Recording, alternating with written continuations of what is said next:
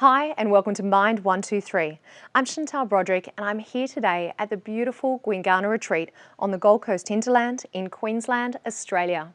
Our special guest for today is psychotherapist and relationship counsellor Jonathan Swan. Jonathan, welcome along. Thank you for joining me today. Hi Chantal. We're talking about the 3 C's that make up a great relationship, and of course you joined me before when we did an overview of all of those 3. Can you just briefly touch on those 3 for us one more time? Sure. The 3 C's are communication, connection and compassion. They're all the components of a healthy relationship, and they're also the components of a relationship that wants to heal. So both a relationship that wants to heal and grow requires these 3 components: communication, connection and compassion. And they're interdependent and interrelational as well. Okay, so today we're going to dive into connection, the second of those 3 C's. So can you give us an overview and help us understand connection better? Okay, connection's fundamental. It's like the key to the other 2. Because without a good connection, without an emotional bond, everything else falls apart. So a relationship relies, any relationship, whether it's a partner relationship or relationship with kids or relationship with wider family and community, those relationships are all emotional. They're built on bonds. You know, we're a social creature. We need bonds. We need emotional bonds between us. And when we have a sense of a healthy emotional bond, we feel safe and we feel secure. The problem happens when that bond becomes fractured, or even worse, ruptured, when it completely breaks. And this is where people get into a lot of trouble around the other 2, around communication and compassion. When that emotional bond is threatened and broken through the stresses that come into a relationship and the difficulties. You know, people often say you have a young family. You tend to put the kids first because they're a priority. A baby's born, it has a priority. So your relationship goes from first place down to, last place. So it's really important to put that relationship back up where it needs to be, because without a strong bond, without a strong relationship, without a strong emotional connection, everything else is difficult. You know, I see a lot of couples who want to try to fix up everything else around their relationship. If we could just sort out the finances, if we can just, when we move on to the next stage of a family, all that, if we can fix up the external stuff, then we'll be okay. But it's the opposite that's true. When we make the relationship okay, when we make that bond okay, when that's strong and it's secure and we feel safe, and there's trust in a relationship, because they're the important things in that bond, safety and trust. When they're compromised, then we feel isolated and we feel lonely and broken in our relationship with our partner. So everything else tends to get impacted. When we talked in another video about communication, you set the scene for us and you talked about the different types of people in a relationship. Can you just quickly revisit that and tell us how those different types, those 2 different types, then fall into the connection piece? Okay, so generally speaking, there's 2 ways of relating in a relationship. In a healthy, when we're healthy and we feel secure in our relationship, there's a kind of a to and fro. It's balanced. The interaction is balanced. We sort of move with each other in a dynamic that's healthy and positive. When a relationship gets fractured and broken and ruptured, we tend to fall into these negative patterns of relating, and we bring into those negative patterns of relating a certain kind of character style or personality style that we naturally are. So you might think about people who are more extroverted and people who are more introverted, people who are more independent and self-sufficient and quieter. They tend to be the withdrawers. They tend to sort of pull back and go, no, I don't want to deal with this. I can deal with stuff on my own. I'll work through it, and then I'll come back into the relationship.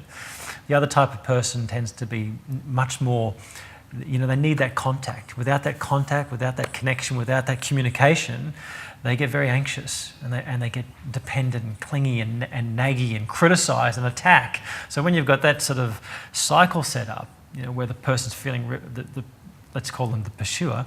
When the pursuer gets very anxious, they want to get that withdrawer back, and the withdrawer, under the pressure, just puts up a wall or blocks them out. And it's that emotional blocking that's the problem. That's the disconnection. That's what the other type, the pursuer type, really feels emotionally. That suddenly the withdrawer has pulled out of the relationship, and that's a very, very difficult place for a person who needs connection to be in. So they chase and pursue the withdrawing party. The more they chase and pursue, the more the withdrawer withdraws. So that's when you get this entrenched negative interaction that just keeps escalating. It just gets more and more intense. I have no doubt that a lot of people are listening right now feeling as though they can relate to some of the things that you're talking about, and that they probably sound familiar in their own home environments. Are there any specific actions that you can suggest that our viewers can do in their own environment with their partner to improve the connection in their relationship? Notice the pattern. So try to step away from the other person being the problem. It's not the person, it's the pattern. Try to understand that it's just the interaction between two people. That's all. It's about understanding and bringing awareness to that. And that then, of its own accord, with good communication, rebuilds that connection. So, Jonathan, once we've identified that pattern that you're talking about, what would be the next step for them to take? Okay, so the next step is to once you've brought awareness to what the pattern is, and that's difficult, but once you become aware of what you contribute to the relationship and the pattern, it's then a matter of letting your partner know what it is you're actually doing. Because we fall into kind of unconscious habits. We just react. When we're stuck in this cycle, we're just reacting. We're being triggered and we're reacting. What happens is, as I said, those stresses that are external come into a relationship, and they might trigger one person. Somebody might come home a bit cranky and annoyed about what happened at work, feeling stressed and irritable. And then, the kids, they're running around, the chaos of a family, and then, suddenly there's an offhand remark made to the other partner who then reacts and gets triggered, and then he or she reacts to the partner. And then we start to get into this sort of trigger, re-trigger, reaction backwards and forwards, and we exacerbate that pattern. So the key is to try to disrupt that. We're trying to disrupt that escalation that continues into a conflict, full-blown conflict. So we need to kind of catch it as soon as we can. As soon as we notice there's something a little bit off, we notice we're falling into our habitual kind of ways of reacting, which is, I notice I'm kind of, that was a bit touchy, that was a bit offensive, I didn't like that, and I'm starting to kind of pull back. We need to find a way to be able to firstly notice it, and then articulate it. And that's the first step in good communication.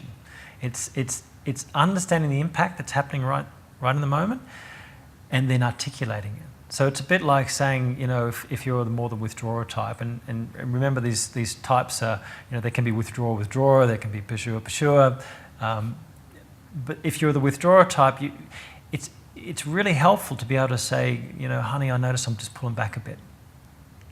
Or if you're the pursuer type, and you might say something, I can feel my irritation and frustration, my frustration towards you, and I'm getting a bit amped up, getting a bit worked up. So you try to disrupt that cycle, that escalation, by beginning that first step of communication, which is to notice it and articulate it.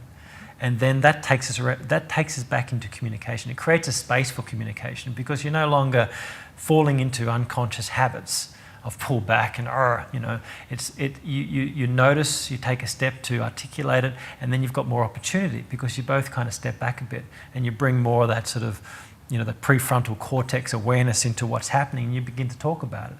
You begin to sort of say, okay, well, you know what, when you said that, this is what happened to me. Yeah? And that's the communication that then begins to rebuild that disrupted connection. Or if you're growing your relationship and making it even better, that kind of communication takes it up to another level. Thank you so much, because I'm starting to see how all those pieces come together now, and how the 3 C's fit together when it comes to building a great relationship. So I want to thank you for diving into that. We've of course got 2 other videos where we get into the other C's in those 3 C's. Now, just very quickly, if anyone wants to explore this a little bit further, they need more information for their own relationship, what do you recommend? Well, again, seeing somebody who's got the skills and the training in couples work. Wonderful. Jonathan, thank you so much for chatting to me today. You're welcome, Chantal.